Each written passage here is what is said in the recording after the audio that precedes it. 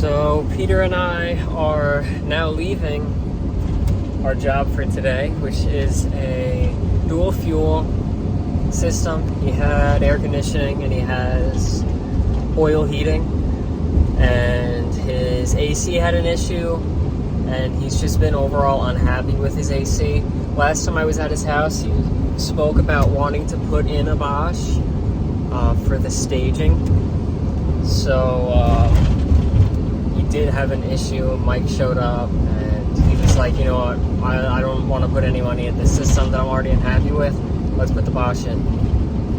So they put we put the Bosch in today, and he was in a tight attic. I think that's the tightest space that we've put. Maybe not, but it feels like the tightest space that we've put an AC unit into. Where we had a lot of trouble with it, but it turned out really nice. So hopefully you enjoyed the video.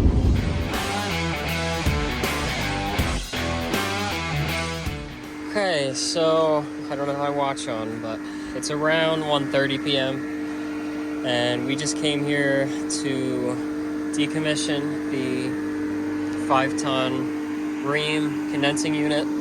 So I am pumping down the refrigerant into a recovery tank, and we're going to put the Bosch in its place, and I'm going to be doing a manual J load calculation on the house, and I'll show you how we do that here so that we can go forward with the rebate. But we're pulled into negative, so we'll let it go for a little bit longer just to make sure it gets everything, and then we can disconnect our unit. We can disconnect our copper. I already disconnected our low voltage line to our contactor. Disconnect is pulled, so I can disconnect the incoming line voltage to the unit, and we can just get this unit out of here and get the Bosch in place. Okay, so here's the Bosch in place. We reconnected the lines. We'll neaten everything up when we come back to do the air handler. But did some nice bends. Peter put in the ICM surge protector to protect the control board inside the unit. And that's it for today. I did the manual J, which this app, you go around the house and you scan all the rooms and it maps out everything for you. You just put in some of your own information, like what the walls are made out of, and it knows north, south, east, west, and it puts in all the numbers so you know your heating load. Okay, so I got all my draw cloths set up coming up, and here's the unit. So we have a large return with the plenum and the filter, hydronic coil, unit, and our supply plenum. And we do have a 120 volt power up here, so we're gonna have to switch that to 240, so an electrician is coming. And we gotta get this unit out of here. You can see it hits up against the beam right there, and the new unit's the same size, so we're not gonna be able to get a nice high-rise pan there, and it's gonna be pretty tight, but we're gonna have to get it done. Okay, so we had to take that attic stair down and destroyed the molding in the process.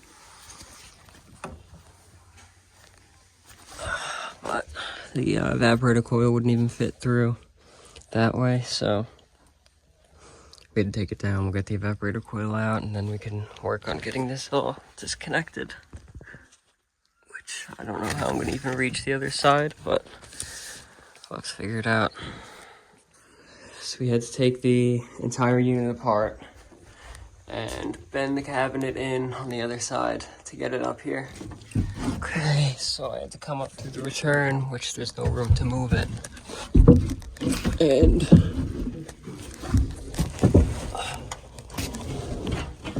here's the unit with the bent cabinet.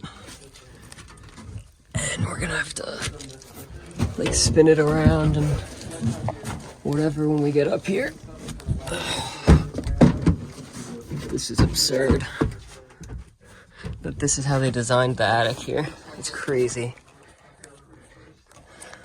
We did not notch out that beam that was already notched out. Okay, so we had to take everything out of the unit, flatten it, and now we're working on putting it back together. Okay, so we're slowly piecing it back together. I hate doing it this way because nothing ever goes back to the way it was. But we're getting it done. It's a little after 11 o'clock. So between getting the old air handler out and this far getting it in, it's been 8, 9, 10, 3 hours. So this one stunk. It was tough, but we did it so far. Okay, so our coil is in, our top cover panel and control and everything is in. Now we just got to get the blower in, and we can put the cover for the evaporator coil on and work on getting our ductwork mounted, which thankfully this is actually going to fit the unit better than it fit the older unit, and then our supply is going to slide right on. So the one nice thing about this job is everything fits really well once it's in. Everything fits better. Once it's in, it fits well. It doesn't fit well until you get it in. But we got it in. So it fits well. Okay, so I got all my low voltage wiring in. I have a separate transformer wired in here with a built-in circuit breaker to send power over to our control board for our zone damper operation. Now, the way that I have this set up, which I'm really happy I was able to do it, is we have two thermostats that both only have a Y1 call, because we want Y1 fan speed when only one zone is calling.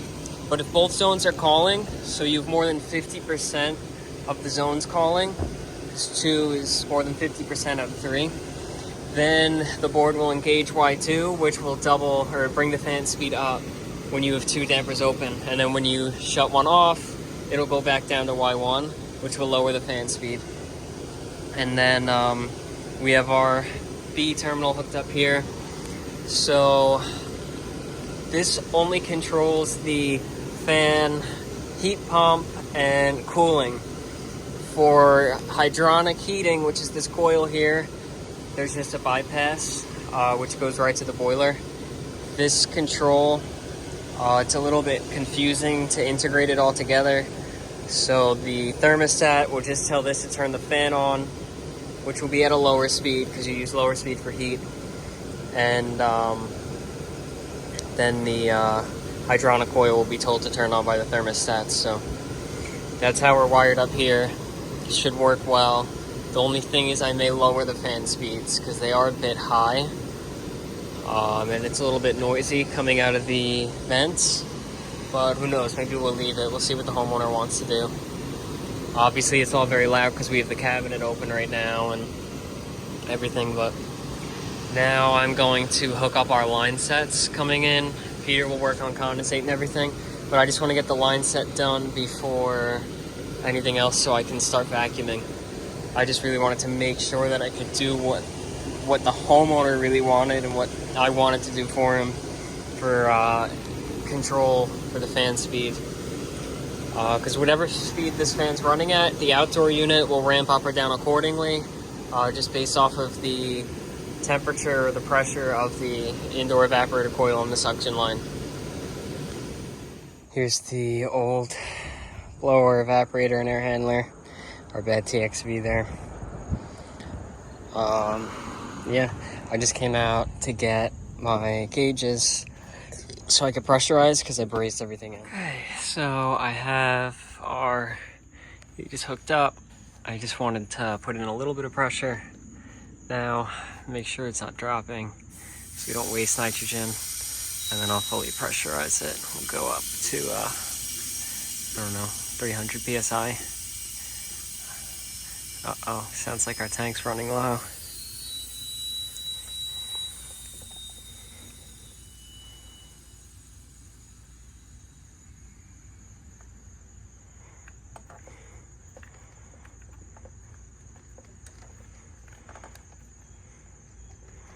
We'll let that stabilize for a little bit and just make sure that we don't have any leaks. We did this all yesterday. I did the 7/8 line. We reconnected over there, so we got these nice bends here. And Peter did the 3/8. So no leaks out here. We didn't pressure test yesterday because we just left it connected and didn't open up the charge. But all along here, all along there is our line set. So what do we got? 10, 20 feet there. Another 10 feet, 30, 40, 50, at least 60 feet of line set from indoor to outdoor, which is absurd because they could have just run it up and gone over the, gone through the bays above the master into the attic, but it is what it is. Be a lot of refrigerant. So letting it stabilize. Doesn't look like we're gonna have any leaks, but I'll let this go for a while. And here are our Bosch thermostats. I am just going to turn the system off. This was our old thermostat setup, so we got two BCC 100s.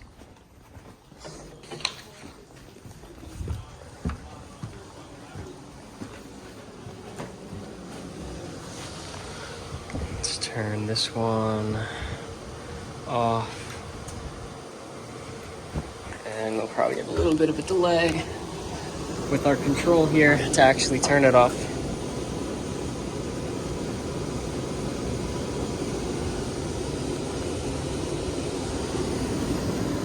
But I just want to make sure that I don't hear any leaks up here, so I want to shut the fan off for that. This is how I did the line set. We'll neaten it up a bit, but I just had to keep it out of the way so I could actually breeze. Make sure it's not in the way of any screw slots so you can get everywhere.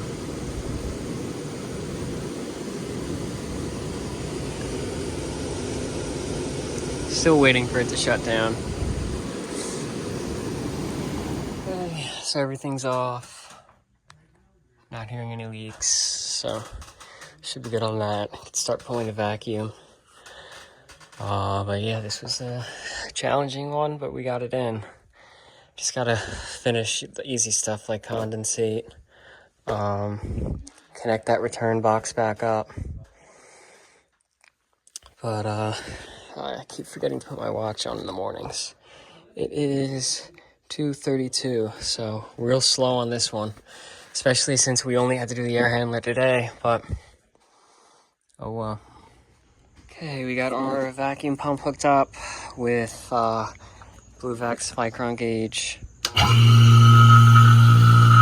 So we have the straighters pulled and the true blue hoses, so we should be able to pull good vacuum. It's probably going to take a while with how long the lines set are, but it is what it is. Okay, and now that we're below 1500 microns, I'm going to close off our gas ballast so that I can pull a deep vacuum and see what we can get done upstairs.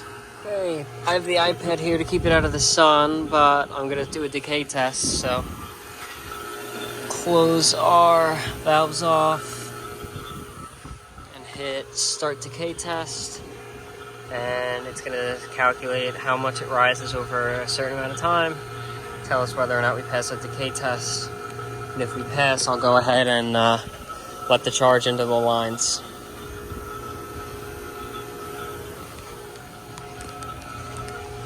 Being such a long line set run, it may need a little bit longer, but nope, we did. We passed, so we finish and save. Let's shut our vacuum off, and we can open our high side.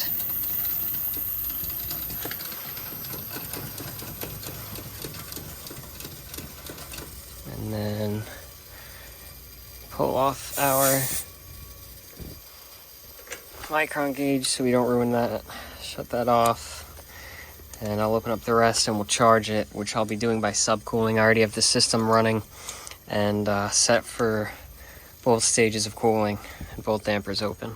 Okay, so the system's been running and cooling. We are at 52, 53, 54, So we'll ramp up to maximum frequency, and then I'll charge by subcooling.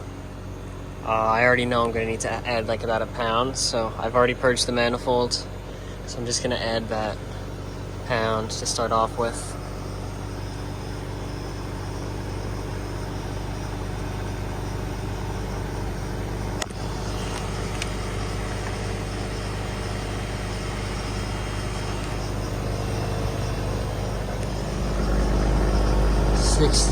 So we're at maximum frequency.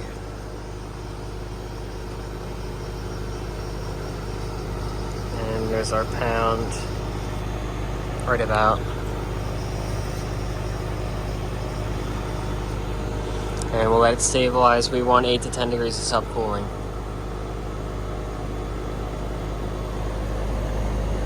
So I was looking at superheat and it like kept going down. So I was a little concerned. State shouldn't turn on until just now, so superheat's coming up a little bit, which Bosch always says not to worry so much about the superheat, because when the system's actually running, it'll modulate accordingly. But yeah, now we'll have a higher superheat because the system's working fully with full airflow. It's the one thing that kind of stinks about having the staging, but it's an inverter, so it'll constantly change speed according to what the demand is inside. But I am gonna put some more in here. Start with half a pound right now, on top of the 2 I've already put in.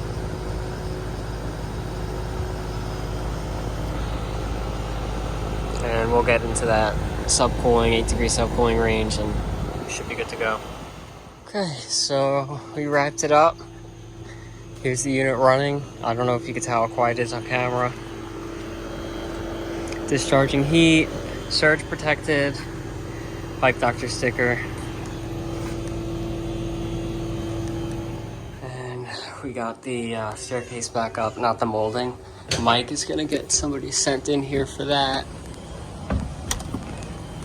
But here's the completed project. Tight, oh, got some garbage. It's a super tight spot. I think it came out nice. So, had to do a little bit of depth work, bending there. I was wrong on the length that way. I mixed up the lengths on the unit, but it's fine. So we're cooling our emergency float switch right before our trap. So if it starts to fill up, the trap gets clogged, it'll kill the unit. That way we don't have to drain into our emergency pan. I wanted to put a high-rise pan in, but we hit up against the beams back there, so we don't have the room to lift it up that much.